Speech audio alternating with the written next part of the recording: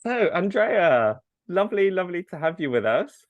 Thank you. I'm That's so exciting. excited about this discussion. I feel like it's something that as a brand we touch on, but we never really get a chance to kind of dive into what all of this means about um, trying to kind of make skincare a real ritual for you. So I'm excited to kind of dive in deep on that because I think it's a really good topic.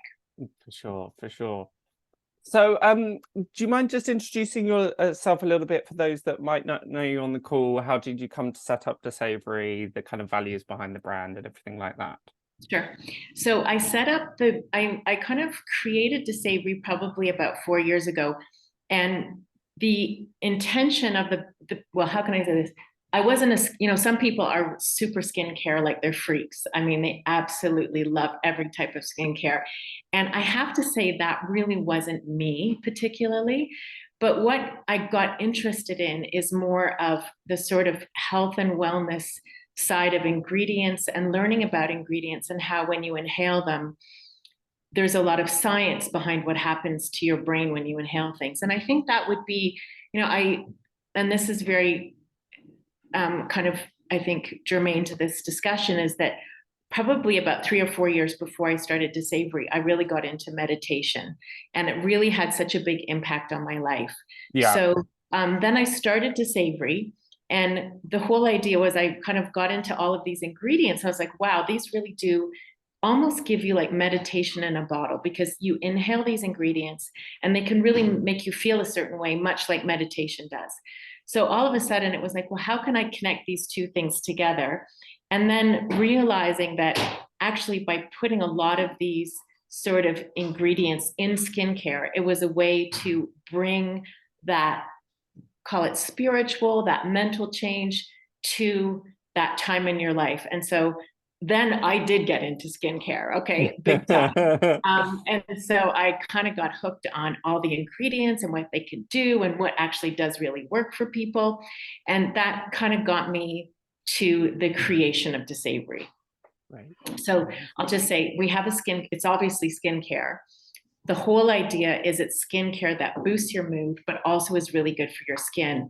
And the philosophy is not to make you look younger. The philosophy is to make your skin as healthy as can be, which, by the way, does help you with looking quite youthful. Great. But that's not the intention. It's not about fixing problems. I felt that was the whole skincare thing. It's like people look in the mirror and think, I hate what I Mm. see. I want to change all these things. That's not what we're about. So that's Desavery. Oh, I love that. I love that. I think that's such an important distinction. Definitely. It's this kind of, I love what you said there about it's not changing who you are. It's actually just living a kind of improved version of yourself. And I think there's quite an overlap between what we do at the Wellness Foundry as part of that actually is a lot to do with kind of helping people make the kind of best choices and living the best version of themselves. Yeah, and it's a lot about really what health is, because when you Mm. start taking care of yourself, um, it's not necessarily about fixing a problem. Oh, I want to look, okay, maybe a little bit. I want to look better, but it's also I want to feel better. I want to kind of live an optimal life daily, and how can I do that? So that's kind of part of it. Great, amazing.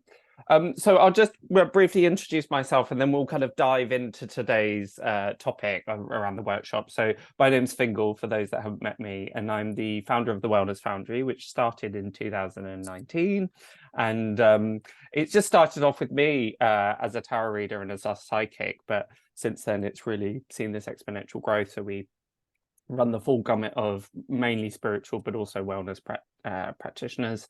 So we have everything from astrologers to healers to psychics to past life regression, and yeah, as part of that we run retreats and courses, but also mainly the one-to-one sittings. But really one of the big ethoses around what we do is trying to modernize these kind of ancient divinationary tools, but also debunk and demystify a lot of misconceptions that there are around kind of spiritual practices and wellness practices.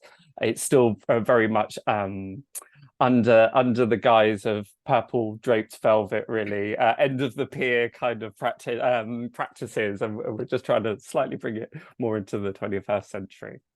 So we kind of loosely titled today's workshop as the energetics and rituals of skincare, which I think is a fabulous title. So would you be able to just kind of say what that means to you, Andrea? Because I know that you're very big on this kind of ritual side of it.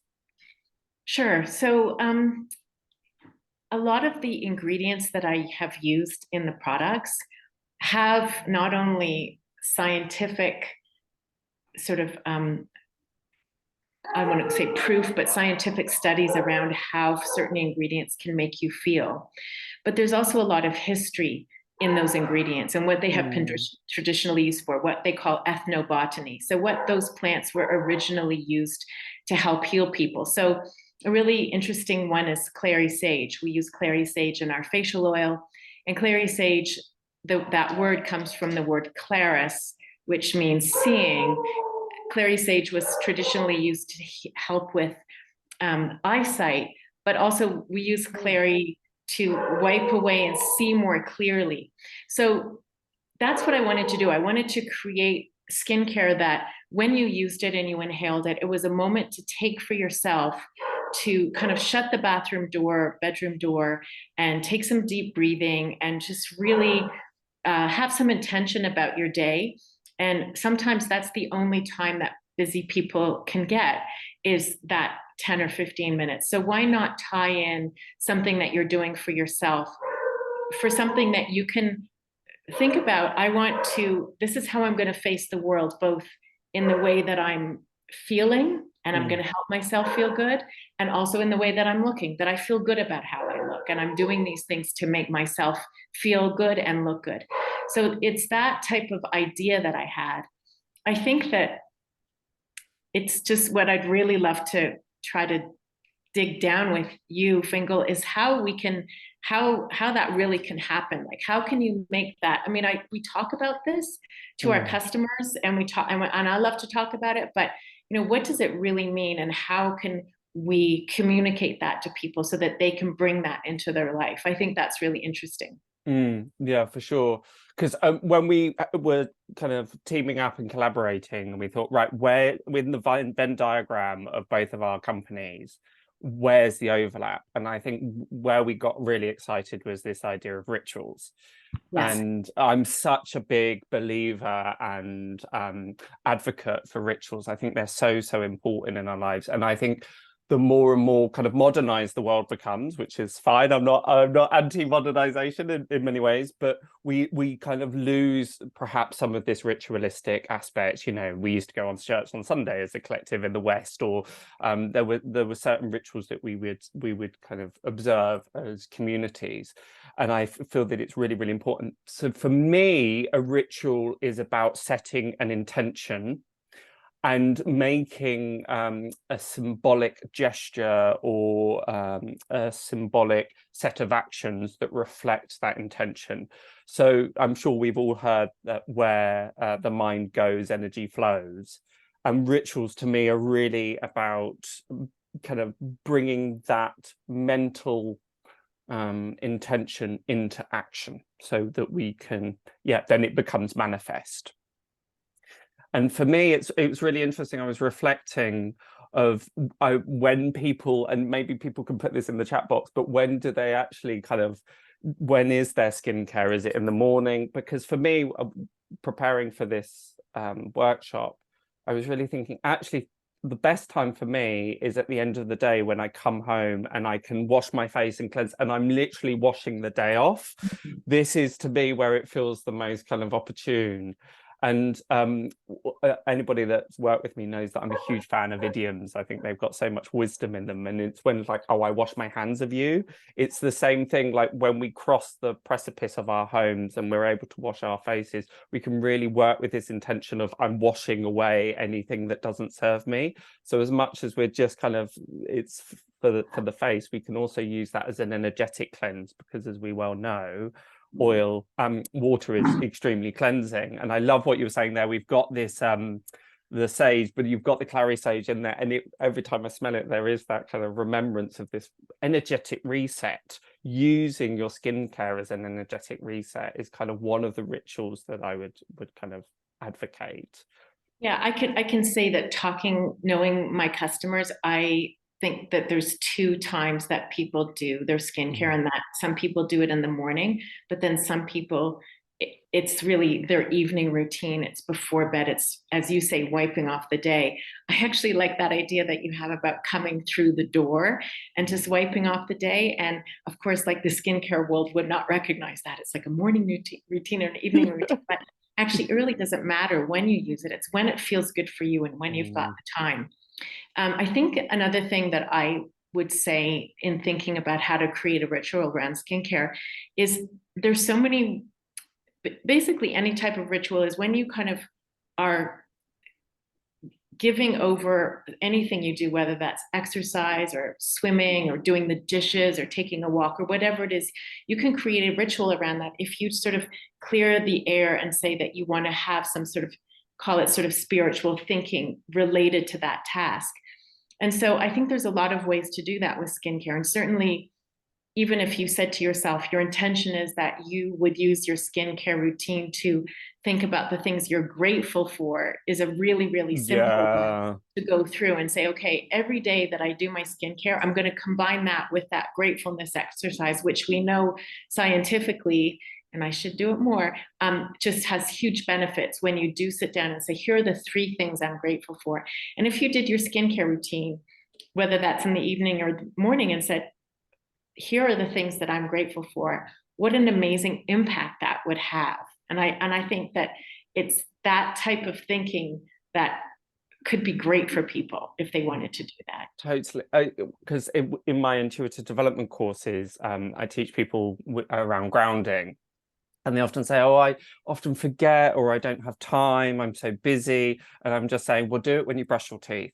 Do it simultaneously. So yeah, this idea of combining these kind of spiritual practices while this, and again, that's the ritual, isn't it? Because rituals are so helpful as a reminder, as a way to stay motivated, but also as a bit of accountability. So if you're doing it every time that you're cleansing and washing your face, and you've got your beauty regime, and you're actually doubling up that, you're creating this little pocket of this window in your day, which is just for you. And you're using it in a dual purpose way. I think that's so important. Maybe I could just tell you a little bit about, for people that don't know, some of the ingredients that we've used and what it does to your brain, because I think it would inspire people to think about for sure. and what they want to do. So when I wanted to put together products that I thought could really kind of get you to the right place. So one of the facial oils, the stellar oil that we have, has frankincense, clary sage, and bergamot. And so all of those ingredients are really about grounding, about seeing more clearly in the case of clary sage. And then there's a lot of science behind it. So we know when you inhale bergamot, they've done tests on people's saliva, and they know that quite immediately after inhaling bergamot, it lowers their cortisol levels. So we also know clary sage lowers people's heart rate when they inhale it. So you can just Google that. If you do NIH, which is the National Institute of Health, it's PubMed, it's where all those scientific studies live that are not just what some blogger wrote, but actual real studies. It is really interesting to see. And that actually, I was just refreshing my memory for our discussion today. And a lot of them have to do with what hospitals have used to help people relax before operations and stuff like that, or nurses and things. It's kind of interesting, but nevertheless, inhaling that combination of ingredients, we know lowers your cortisol levels, so your stress levels, sort of mimics dopamine, which is sort of happiness stuff. And then frankincense, traditionally has been used in churches. It's all about opening up the sort of spiritual side of how you feel. So that's frankincense is one of my favorites of all time. Yeah. And then another one that an ingredient that I really love that's got a lot of ancient history is spikenard. It's really unusual. It's an Asian root, and it's used in our cleanser. And why we used it in our cleanser was I wanted to I wanted something to make you feel very soporific and sleepy before bedtime. And spikenard has been used in Asia for a sedative and also to help people sleep. And it's a really interesting. It smells interesting. First of all, it's got a spiky smell to it, and that's, I don't know if that's coincidence why it's called spikenard, but it has a really kind of almost medicinal smell. But then that smell sort of calms down, and we know that it does help with your sleep. And then you can even find spikenard written about in the Bible in two places. One in the Old Testament, in the Song of Solomon, they said the bride is wearing spikenard and so is attractive to the groom. So it's like a beauty, seen as a perfume, not a perfume I would be after these days, by the way, but I guess times were different then. And then also used to wash Jesus's feet in the New Testament. So it's seen as very much something that's aromatic, that's very cleansing, that's very sacred. And I just love the idea that within these ingredients, there is a history, and you can take that with you as you're applying your skincare. So that's kind of the fun that I had putting it together, but wanting people to, could they create ritual around it? And I certainly find it, like if I'm in a bad mood, I'll just do a little skincare, you know.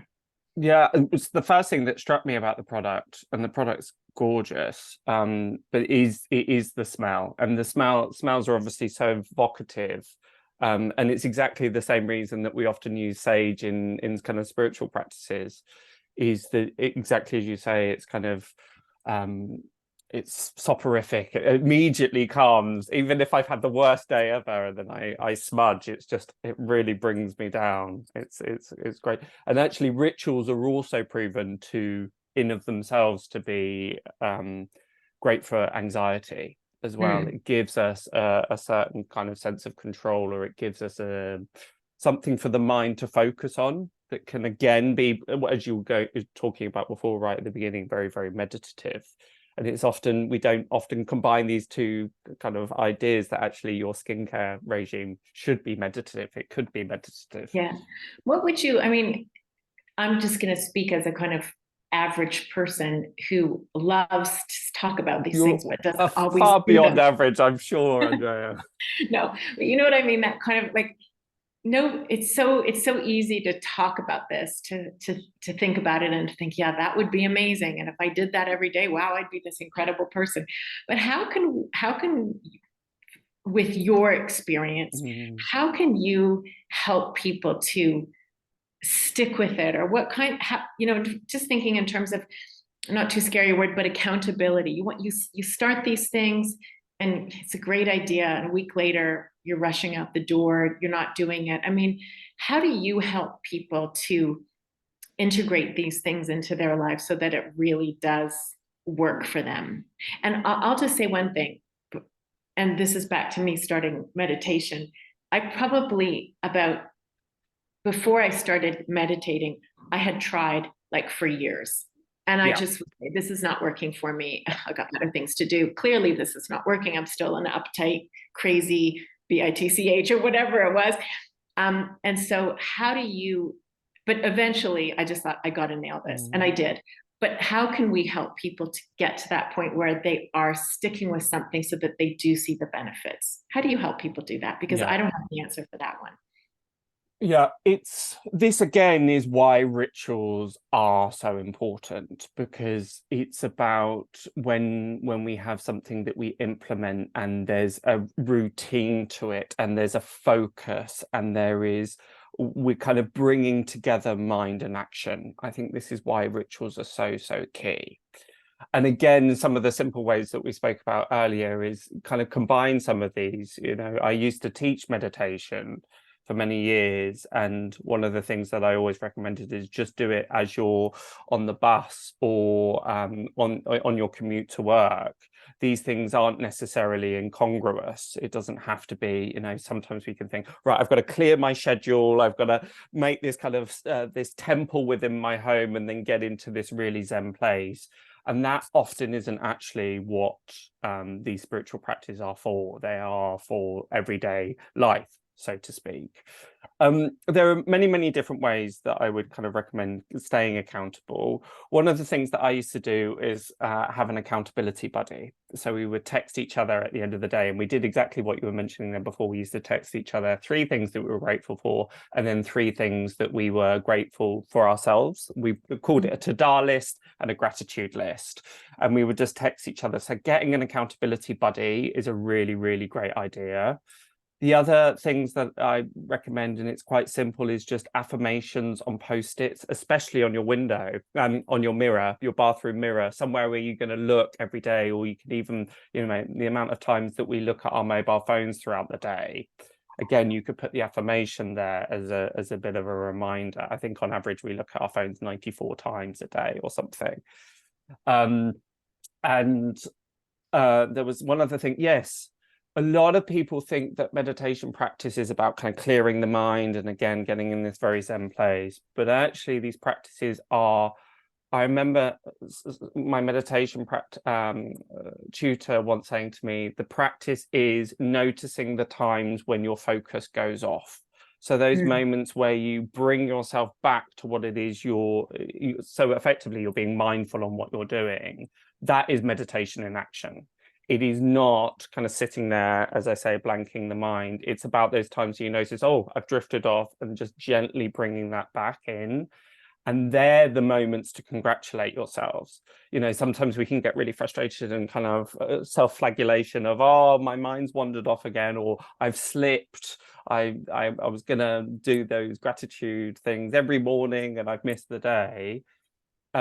And we can get quite damning to ourselves about that, but actually that moment of recognizing, oh, I've let it slip, oh, well done for recognizing that I've let it slip, that's a really important thing. And then actually just coming back to that, I think, is really important. The final thing that I would kind of suggest around this, and again, this is something that I did on my yoga teacher training, is they got us to write a bit of a timetable, and you just jot down kind of, it could be everything from the exercise to meditation to just a bit of a journaling, just a bit of an account, a bit of a ledger. And again, this is not about giving yourself a hard time if you've let things slip. It's just having this honest look of, oh, I thought I'd been meditating a lot, but actually when I look at my ledger, I've only been doing 5 minutes in a week. Okay, I need to slightly ramp that up. So again, that's another kind of easy way to stay accountable. But yeah, the by far the best and easiest way is interesting, because I went to a PT session this morning for the first time in ages. I was like, oh, this is so much fun, this is great. But it was part of doing that in community. And if, as we were mentioning before, why rituals can be particularly powerful is when they're done in community. So however you can build a sense of community and to share and check in is really, really key. So that might be with one person, that might be with a group of people, but just that shared common interest and being able to kind of support one another and examine one another and inspire other people is really, really, really key. Nice. I think one thing I wanted just to add about the ritual and skincare is I sometimes think that people are, you know, they're doing their skincare and they're thinking, oh, this is really superficial, you know, that it's just like whatever.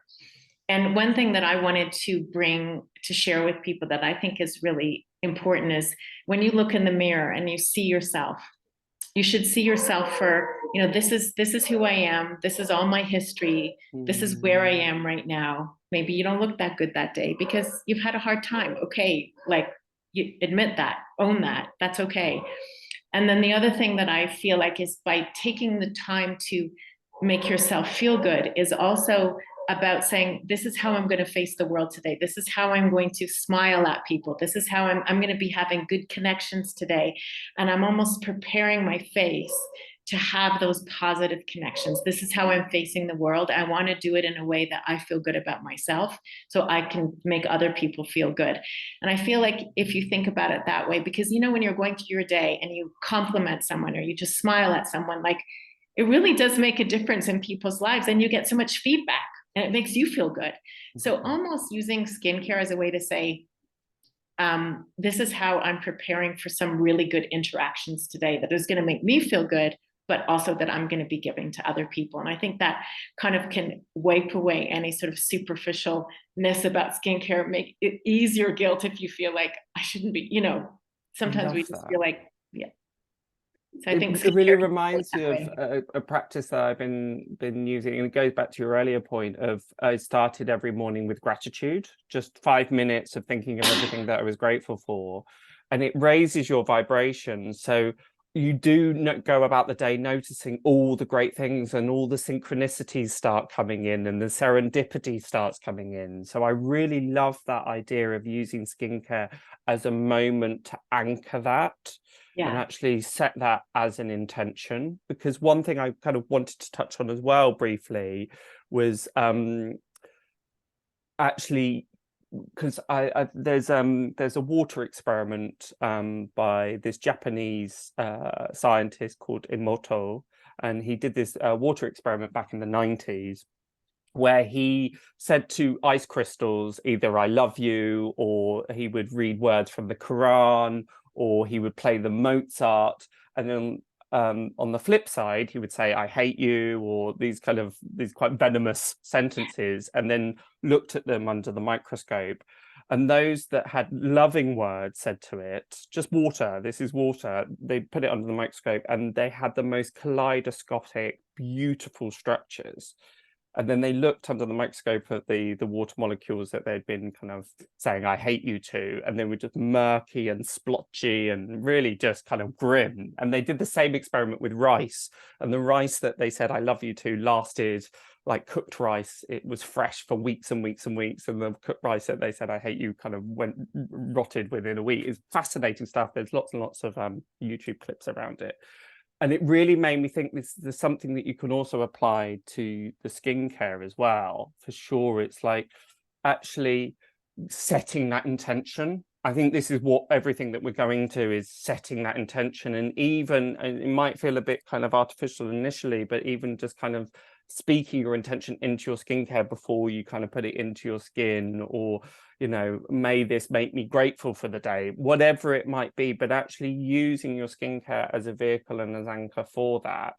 And in part parcel, what do you want the skincare to do for you as well? Do Yeah. you want it to give you kind of brighter skin? Do you want it to fill you with gratitude? Whatever it might be, but it will make that product so much more potent and powerful.